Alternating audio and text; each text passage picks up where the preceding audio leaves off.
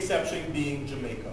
Jamaica has 3 million people, and if you look at the success that they have, I just left their high school championships. It's something that every track fan should see in their lifetime. 35,000 people in the stands, standing room only, and every year their high school championships comes down to the final event, the 4x4. So what that does is it creates almost a professional or a world-class atmosphere for kids who are 12 and 13. It's no secret when some world unknown, like a Shelly-Ann Fraser, emerges in Beijing and wins the 100, people go, who is this girl? Well, she's been running in front of capacity crowds since she was 11. So, and now I understand going into their championships why the Jamaicans do so well at Penn Relays. The Penn Relays, you have 50,000 people in the stands, but Jamaican kids go, I'm used to this. Specifically what you're talking about is something which is a problem, because at the primary school level and at the high school level, globally, the whole sport thing, it's like, what it basically boils down to is 1 or 2 teachers who are ex-athletes, who are kind of passionate about sports, and they get the kids out there, and there's no structure to it, and there's certainly no funding behind it, and the kids just kind of go out there, and it's like, eh. I don't know if I have a concrete solution, but I don't think that, it seemed to me that when you were asking me the question, you were saying that, parents can't really do it. Well, it's not about that. No, I'm not saying that. I'm saying that it's about the education. I can do it now. Right. I've come along. Right. Yeah, so it's not about parents not doing it, because a lot of parents want to. Yes. They just don't have the confidence, or they don't have the education, or they don't have the thing. And I just not thinking about being, just taking that point about kids being lazy. That's why I asked you about what context, because sometimes other people take laziness when it might be something that kid's dealing with. Yeah. So identifying the actual, whether it's lazy, whether it's this or that, is a big thing. And yeah, I didn't know a lot.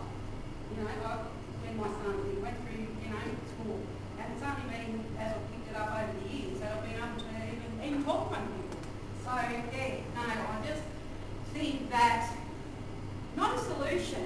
We know we have a good platform there, but nobody, and it really all comes back to the government and what, but at the same time, I don't like to say that, because you have to go out there and get what you want. And, yeah. My experience has been don't hold your breath for government to do anything for you. That certainly, I can tell you, including, as I talked about the Jamaican high school championships, the reason why they just ran the 100th version of it. The reason why that thing works, private sector. If you want something to work for your kids, private sector, private money, private funding. Because with that, government, anything is going to come a whole lot of as we know, a whole lot of red tape and bureaucracy and control. And at the end of the day, you don't want to have your kids in something that is just, kind of going through the motions. Because it becomes a complete waste of time. It becomes a complete and utter waste of time. But I can tell you, I'm all for active parents. Some parents worry about being too overbearing. My experience has been, I almost want the parent to be too much rather than too little. Because I've seen a lot of success stories, parents who will bombard me. Can you send me a workout with, and I'm like, look, understand very carefully, there's a thin line between like stage parent and absentee parent.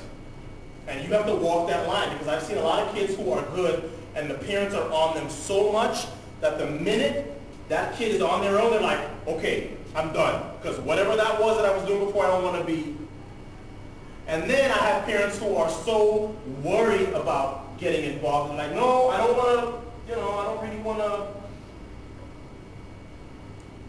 harass that kid so much.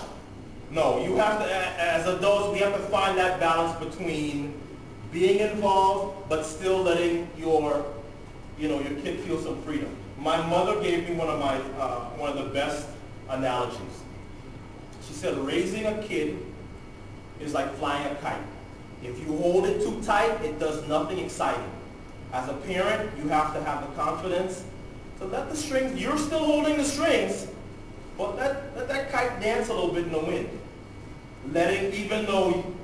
Knowing that you are still the one in control, but let that kite dance. We might have to stop it there. Okay. Public away for you. All right, cool. Thank you, folks. Thank you. Thanks, everyone. I got a lot out of that, so hopefully everyone else did as well. And I love your analogy about the kite. It's great. It's true. No credit for that. It's my mother. Yeah, okay. We'll give you mum the credit for that. Ato and Nova are going to be around for a bit, so I'm sure if you've got questions that you'd like to ask you didn't get a chance to, please feel free to approach Nova and Ato and quite willing. But I think we're going to go out and spend some time with the kids.